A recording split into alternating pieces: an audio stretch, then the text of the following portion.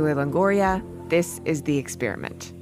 And this week, we're handing it over to producer Alvin Mellett. I want to introduce you to Dr. Carl Hart.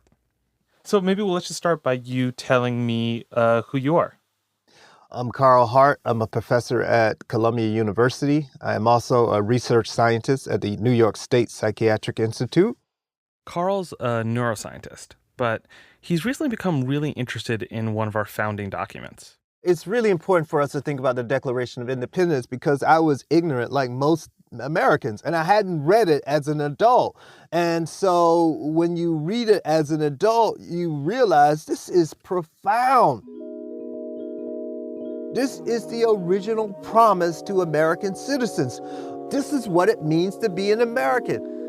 Carl is a big fan of the Declaration of Independence, and he's been on a crusade to get other people to read it too. I feel like whenever I have these conversations, particularly when I evoke the Declaration of Independence, people say, yeah, as if they know what's in the Declaration, when in fact I know they don't, because there's no reason for you to read it because nobody required you to read it. And the reason he wants people to read it is that he thinks there's this one big part of American life where we aren't allowing people to do the basic stuff that the document declares, to exercise the rights to life and liberty and the pursuit of happiness. It means that you have the right to live your life like you see fit, as long as you don't prevent others from doing the same.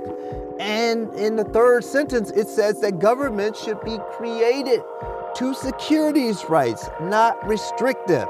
That's profound to me because we are doing precisely the opposite when it comes to drugs, and nobody seems to give a shit.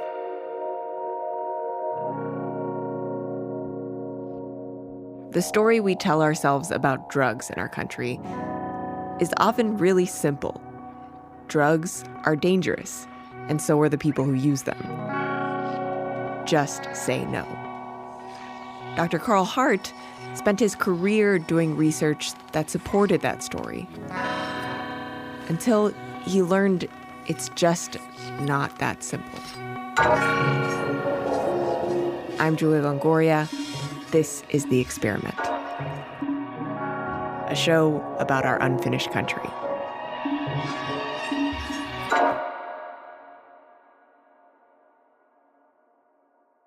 Carl grew up in Miami in the 70s and 80s. I grew up in a predominantly black neighborhood, what some would deem resource poor. And he got a very clear message about drugs. People talked about drugs in the very same way as they talk about drugs now. Drugs are bad, don't do drugs. Drugs are the source of our suffering. Drugs cause addiction. Drugs are the reason that people die prematurely. Plenty of people in his neighborhood drank or smoked cigarettes or weed, but there were drugs that seemed out of bounds, ones that people warned him about. Drugs like crack and heroin. It was nothing to see a public service announcement with someone like Pee Wee Herman.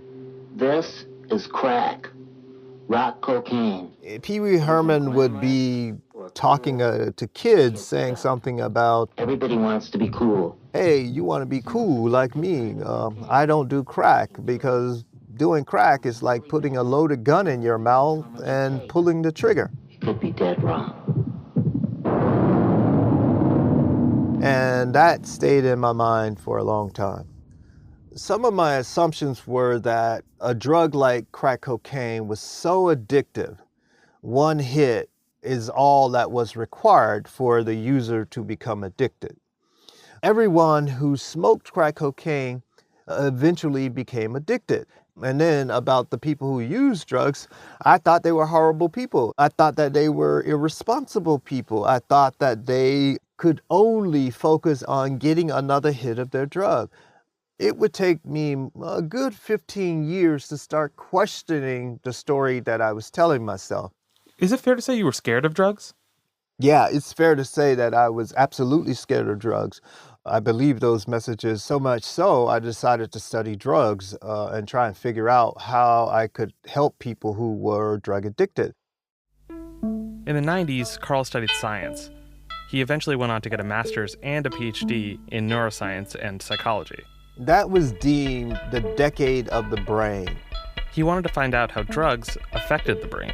I would look at these brain cells in this region called the nucleus accumbens. He looked specifically at dopamine cells, which he thought might be responsible for drug addiction. And so I was under the illusion that if I could manipulate these cells in the right way, then I could stop people's desire so that the person would no longer want cocaine. One of the ways he studied this was he would bring people into a lab and give them drugs. Like cocaine, like methamphetamine, like marijuana. And then he'd watch what would happen. The effects on their blood pressure, on their heart rate, on their social interactions. We monitored the effects on their brains.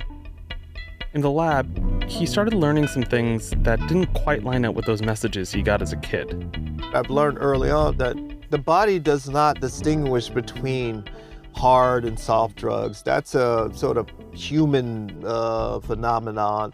Although heroin withdrawal is unpleasant, but the likelihood of somebody dying from heroin withdrawal is low compared to the likelihood of someone dying from alcohol withdrawal. I'm curious about this because I've been sort of led to believe all my life that, say, heroin is an incredibly dangerous drug, that it is like an order of magnitude different than marijuana. Is what you're saying that the science doesn't say that? Yeah, what I'm saying is that it's not useful to say that heroin is a killer drug, whereas marijuana is not so harmful. That's not useful because we can think of situations where marijuana is more dangerous than heroin. Let's just think of somebody who is susceptible to, I don't know, being anxious and paranoid. You give that person a dose of marijuana and you trigger paranoia. You can trigger anxiety, a panic attack. A similar dose of something like heroin wouldn't do that sort of thing. It all depends on what effects you are looking at when you think about trying to determine, oh, this drug is far more dangerous than that drug. Opioids like heroin do kill tens of thousands of people a year. But what Carl was finding in his research was that our ideas about the harmfulness of drugs aren't necessarily related to the science. Take our ideas about addiction. We generally think of hard drugs as more addictive than so-called soft drugs, but that's not necessarily true. For example, in the United States, about 15% of the people who drink alcohol become dependent on it, which is the same rate as cocaine. About a third of people who try tobacco become dependent, which is actually a higher rate than for people who try heroin. All of these pieces of evidence conflicted with what I thought. Even so, by the late 90s, Carl was firmly in the mainstream when it came to ideas about drugs. He'd finished his graduate program and got a really prestigious job as a researcher at Columbia University. He sat on important committees. He was given multi-million-dollar research grants by the National Institute on Drug Abuse. I continued to believe that most of the people who took these drugs were addicted, that drug users were some of the most irresponsible people in our society. I believed all of this misinformation for a long time. When he did start questioning the story, he went back into the history. He wanted to know where these ideas came from. The idea that heroin is so much more dangerous than marijuana, for example, that idea has its roots back in the early 20th century.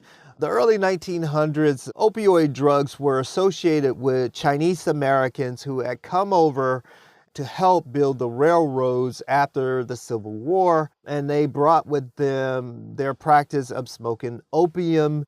There were some people in our society who were upset that these Chinese folks had opened up these opium dens because women would frequent these places, and these places were doing well financially.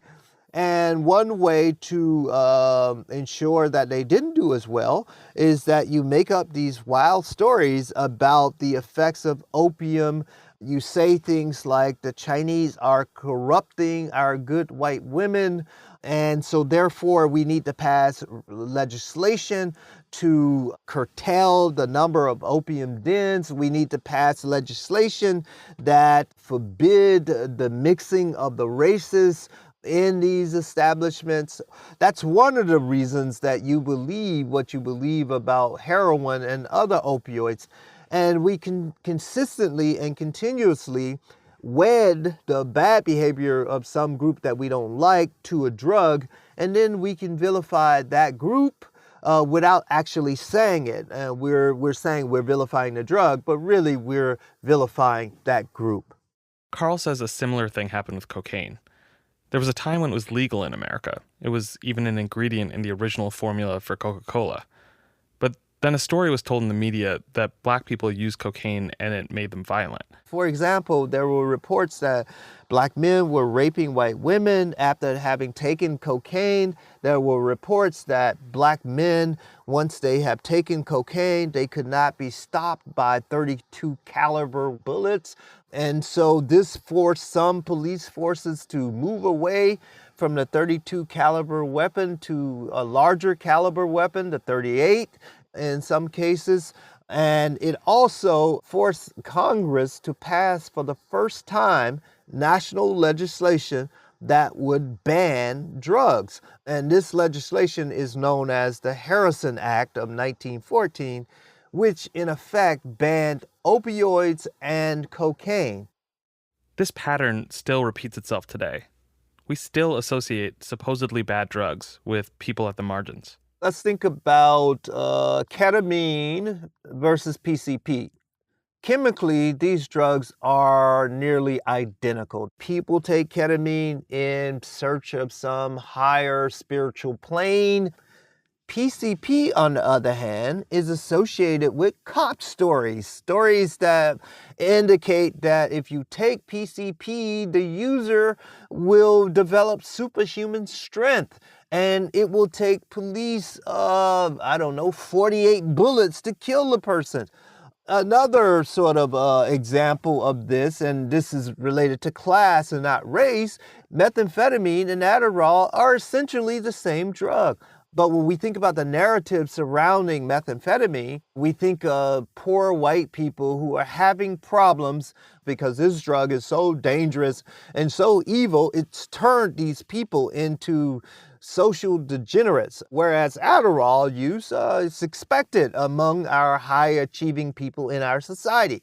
The point is that the narratives that have developed around these drugs, the differential narrative, it's just not justified. If what you're saying that like a lot of the differences chemically in these drugs are somewhat negligible, I'm trying to figure out, like, aren't there other people like you in research laboratories looking at the chemical makeup of these drugs? Yeah, there is a ton of data that's been generated in laboratories like ours at Columbia, and the researchers themselves, they all know privately.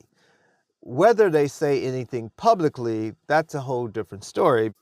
Another sort of key reason that researchers may not say anything is because there are researchers who genuinely believe that it's better to err on the side of caution. That is, it's better to frighten the public about drugs, and that way you really decrease the likelihood of anyone using these drugs because these drugs do carry some risk. Why are we so afraid? What are we actually afraid of? We are afraid of the unknown.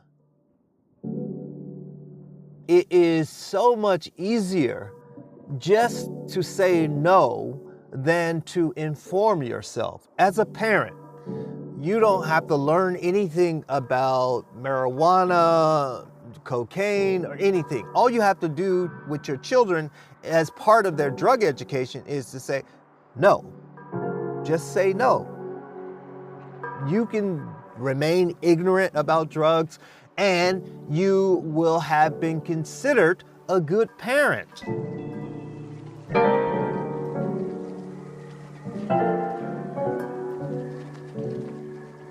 The problem with this fear, Carl says, is not just that we're not being honest about the real risks of drug use. It's that exaggerating the danger of drugs leads to harmful policies. Those policies are repressive and draconian, and they bolster our drug war. Our drug war is one of the most effective jobs programs that we have in the country. It's an effective way to hire more cops when you can justify it by saying, we're going to get these drugs off the streets. The prison industry benefits. Companies that do urine testing, they benefit because we test people's urine as opposed to looking at their behavior. Politicians benefit.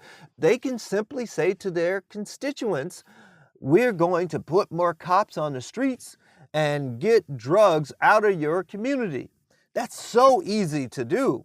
Never mind that you're not dealing with the real problems that people face, like unemployment, poor education, lack of health care. You don't have to deal with any of that stuff. All you have to say is that I'm going to put more cops on the streets. Everyone benefits. Does that help explain, like, is there something about America specifically that you think lends itself to this paranoia or this fear? Yeah, there's something about America that lends itself to drug paranoia. Let's just think about George Floyd, who was killed this past summer, and we all saw it on video. Derek Chauvin put his knee on George Floyd's neck. We all saw it. But the defense is that George Floyd had fentanyl in his system. George Floyd had methamphetamine in his system. He had marijuana in his system. Those are the causal agents for his death.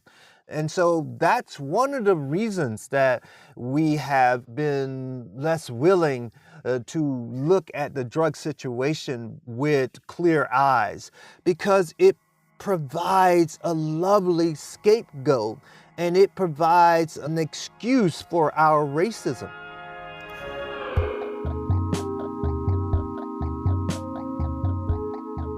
So Carl wrote a book that came out last year called Drug Use for Grown-Ups.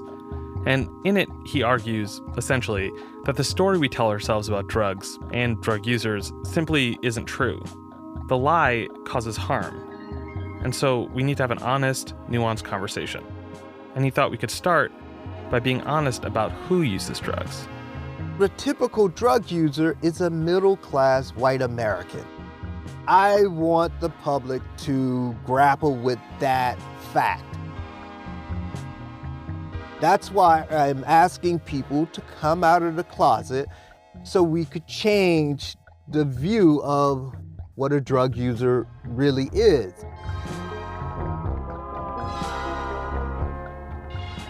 Carl asked drug users to come out, to show themselves. And he started with himself. Seen an eye-popping viral story in the last few days about a Columbia professor who says he uses heroin and other drugs to maintain a healthy work-life balance. This psychology professor is saying that he enjoys snorting heroin by the fireplace to relax. I'm sorry, what did this guy say? After the break, Carl finds out just how hard it is to have an honest conversation in America.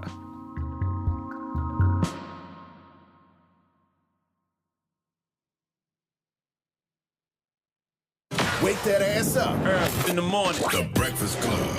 What do you guys think? This is heroin we're talking about. Drug. Carl Hart's book features a lot of research about drugs, his own and others. But the media story about it became reduced to something else, a spectacle about a Columbia professor who does heroin. He has also regularly taken Molly, ecstasy, and methamphetamine, saying they help manage the work-life balance. The knee-jerk reaction from a lot of the country was, what the front? I think that what he's saying is very irresponsible. There is no safe way to do heroin here in America. When I was writing the book, I understood that I had to share some personal details in order to make the reader care about my subject. Carl wrote in his book that he had done heroin. Not only that he'd done it, but as of the writing of the book, he was entering his 5th year of being a regular heroin user. And that brought all of this attention to this subject. But you distort it and you make it become dishonest and untrue for people to pay attention. And it makes me sick. He wrote this book to try to make people rethink the way we talk about drugs. But instead, he somehow became a symbol of the exact kind of false narrative he was fighting. it didn't seem to matter that his argument was based on all this time he'd spent researching in the lab. The fact that I've been doing this for 30 years, nobody cares. They only care that some publication said that I shot up heroin every day. A few publications took shots at him, pulling out the sensational quotes without any of the research. One made sure to mention he's a father of 3.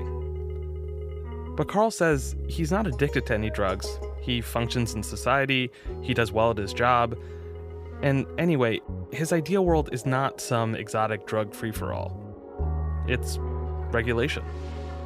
So my ideal world is that the government would step in and regulate heroin just like it regulates alcohol, just like it regulates tobacco. In this way... Well, that actually leads me to a question about the opioid epidemic specifically. You know, in the last 20 years or so, I think the numbers are like roughly 400,000 people dying from overdoses that involve prescription or illicit opioids. The beginning of that was through a relatively regulated system, people getting prescriptions in doctors' offices. And I'm wondering, in a heavily regulated environment like that, and we still have some of that addiction and death, I'm wondering what you think about that in terms of your overall argument. The fact is, people have died who got opioids from their doctors. That's a fact. The point here is that we cannot be so naive to think that life is not without risk. People die. 40,000 Americans died last year because of car accidents. But isn't it true that, everybody gets in a car all the time? That's like the scale of that should be different, shouldn't it? So we can think about a place like Portugal, where they decriminalized heroin and the number of people who died from heroin dramatically decreased. So I am suggesting that if we legally regulate it, get rid of the contaminants, do a better job of education, of course, making sure that there's a requirement before you can purchase the substance, I'm suggesting that the number would actually dramatically drop. One of the things in reading your book that I don't know quite how to square is your book is premised as a conversation for grown-ups, people who are adults and who are ready to have this kind of conversation. And yet, I think you said it was somewhere between 10 and 30% of people who are going to get addicted. And, there are kids who are undoubtedly going to listen into this type of conversation. What, in your mind, is a responsible way to build out a policy that acknowledges that not everyone is going to be in that 70% who will maturely use drugs as instructed? It's like saying there are kids who are not ready for sex, so should we not have adults engage in this behavior? Should we not have this conversation? The thing that's important here is that if the vast majority of the people who are using a drug are not becoming addicted, then those who become addicted, it requires us to look beyond the drug. So addiction has almost everything to do with the person and what's going on in their life, in their environment. It has a lot to do with the society, but it almost has nothing to do with the drug.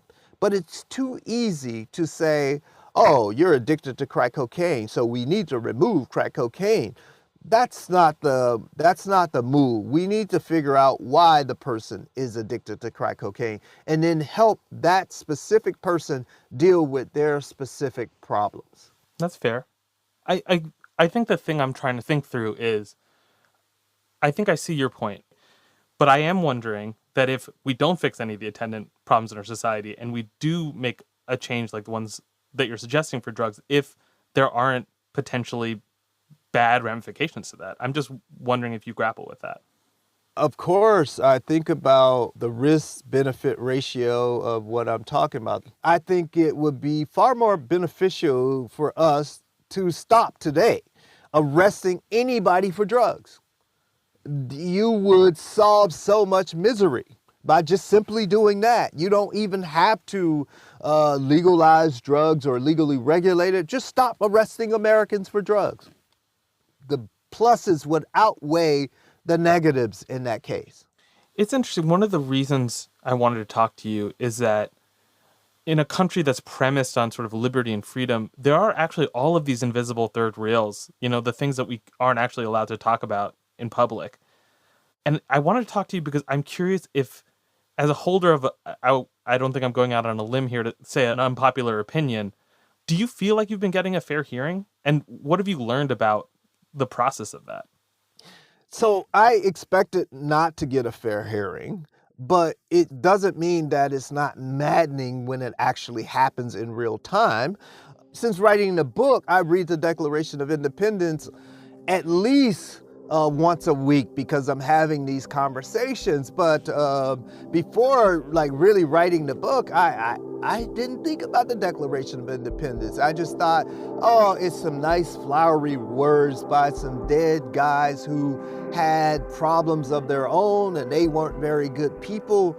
And so I kind of dismissed it. But we may dismiss those guys for whatever reason. They were slave owners, whatever reason. But we can't dismiss the principles that are espoused in the document because they laid out what it means to be an American. They didn't say anything about displaying a flag or wearing a flag on your lapel jacket. Those were not considered patriotic. What's patriotic is protecting the rights of other citizens. We are promised, all of us, at least 3 birthrights: life, liberty, and the pursuit of happiness. That means that we can live our life however we choose, including putting what we want in our bodies, as long as we don't bother anyone else, as long as we don't prevent other people from doing the same. And so my ideal world is that we just simply live up to our original promise. That's it. And that's what I want. I want Americans to say, we've been lied to. And now the question is, what do you do?